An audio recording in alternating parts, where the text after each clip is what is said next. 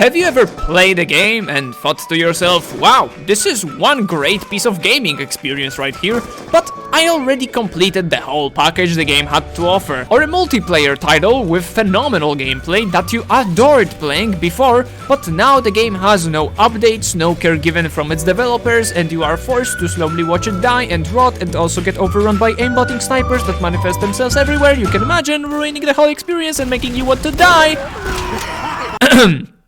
Well, that felt oddly specific. Anyways, hello everyone and welcome to today's video where I will show you 3 or perhaps even more games that will satisfy your needs of never-ending stream of sweet and tasty content. The only rule I have prepared for today's list is the mentioned games must be paid to play, because to be honest, all free-to-play titles are basically infinite content right now. Like, what's stopping you from playing Overwatch 2? Oh right, I forgot. You most likely have a fully functional and not handicapped brain. Sorry guys, I just can't have a video without trashing Ouchie 2. I also can't begin my video complaining how Kendall still has more subscribers than me, so if you would like to help me catch up to him and maybe even pass him, you know what to do. Thank you. Okay, without any further mambo jumbo, we'll kick off this list with Call of Duty Black Ops 3. To those who are familiar with the title, they might think I have lost my mind, since Call of Duty series has always been that game that released every year or two, and once the next title comes out, the previous one is left forgotten and never spoken about again, and sometimes even spat on occasionally. But this one singular example and perhaps its older slightly uglier brother are enormous exceptions to that rule. Thanks to the mod support and unbelievable amount of work the creative community is pumping into this game. I'm of course talking about the Zombies side mode. The base game consists of a few base Zombies maps. The free one and arguably the best one the franchise has ever seen, Shadows of Tentacle Monsters, and some other maps like the same map from previous game but locked behind the paywall, Dragons, Origins, Bad Castle, or even the Multiverse of Madness. There are also more old maps remastered and put into a nice package called the Zombies Chronicles, but those too are locked behind the paywall. Well, that sure sounds like a lot of money you need to spend to have access to the full game, but worry not. Here comes the Steam Workshop. This bad boy gives you access to dummy thick amount of additional Zombies content for absolutely free, including the same one that is locked behind the stupid price of a few McChickens. Here the choice is practically endless. You want to play Zombies on some more phenomenal Treyarch level polish maps? Boom! You want to play Zombies but in a more Resident Evil style?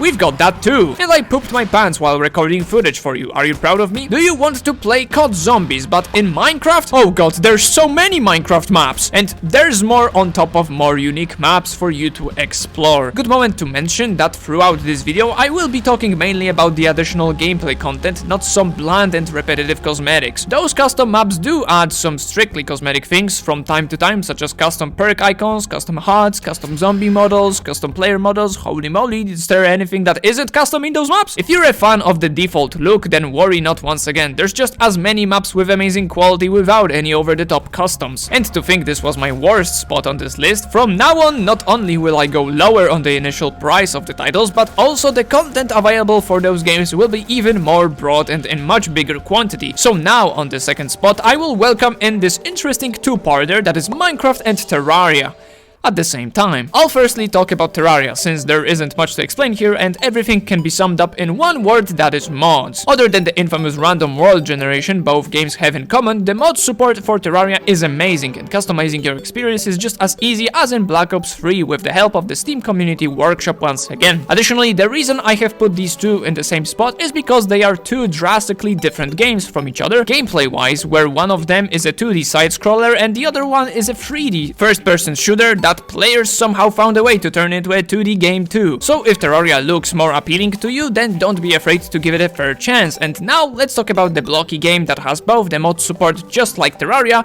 and the enormous custom map library like Black Ops 3. Minecraft, for its hefty price, allows the player to potentially never get bored of the game, and also I forgot to mention all the multiplayer servers that give you many popular minigames, but there's also a ton of simple survival servers for those who enjoy the core simple charming gameplay of this game. game. The mods for Minecraft have gotten so advanced you basically play a whole different game, so just like Nightmare in Black Ops 3, we have mods like Aralcraft that turns the game into a magic fantasy world with magic and realistic injuries like actually breaking your legs when falling from a height, or getting thirsty. There are also many more classics, such as Pixelmon modpack that allows you to play Minecraft normally but with Pokemon, but if you don't want to go that extreme, then also more simple mods like gameplay enhancing ones or simply terrifying ones are there for you to find too. Minecraft is also providing a lot of customization by allowing players to use commands in their creative worlds and even run those commands with the special blocks called the command block.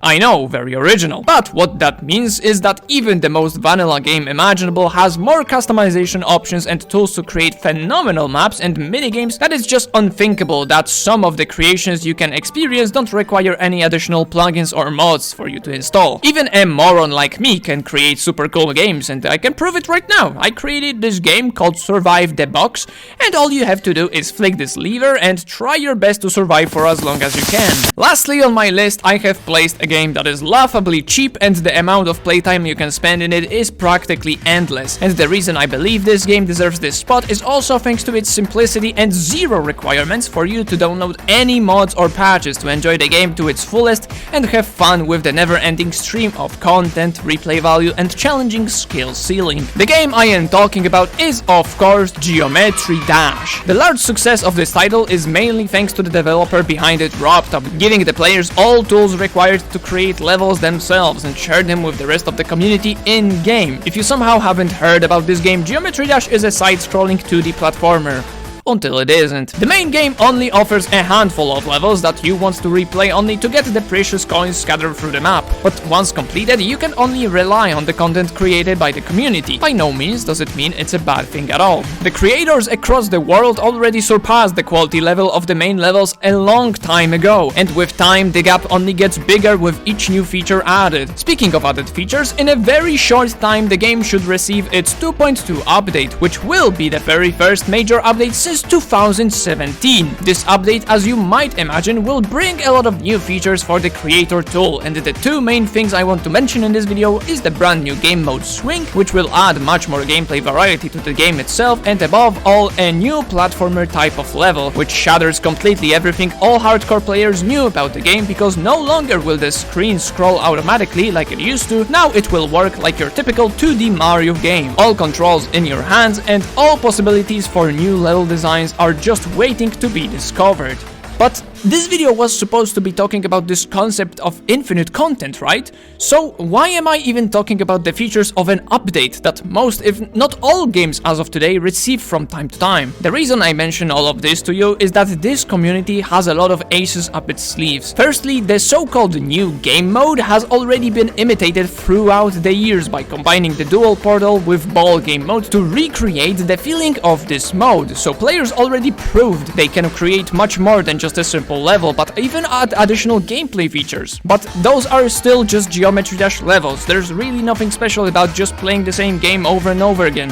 And you'd be completely right. That's why GD players created their own games inside this game too. Starting with the recreation of Super Hexagon to full-on RPG games with stories, dialogues, exploration, save mechanics, and even more. If that sounds too complicated, then don't you worry, we have a primitive version of Super Meat Boy 2, which is called the Floating Outskirts. This cannot be described as anything else but its own full game. Usually you have to pay for those on Steam, but honestly Geometry Dash has to be one of very little titles that has this dedicated and creative community to create whole separate games inside this game. It's a full-on gameception, but what if I told you there's one more thing I must mention here? One of the creators, Sputniks, is so bored with his life that he decided to go one step further and dedicated his free time to create his very own programming language that runs on triggers inside Geometry Dash, which I am way too uneducated in the coding field to understand, but the fact that he has managed to pull this off proves that this title is not only a game, but a fully functional machine or a game engine that can run other games inside it and provide infinite content for you to explore. What other games do you think can reach the same level as my picks for this list? If you think I missed some crucial titles, make sure to let me know down in the comments, and if you enjoyed this video, consider subscribing, because all it takes is a single press of that button, and it really does make me happy to see people like what I put out here. For now, that will be it from me. Thanks for watching, have a lovely day, bye bye.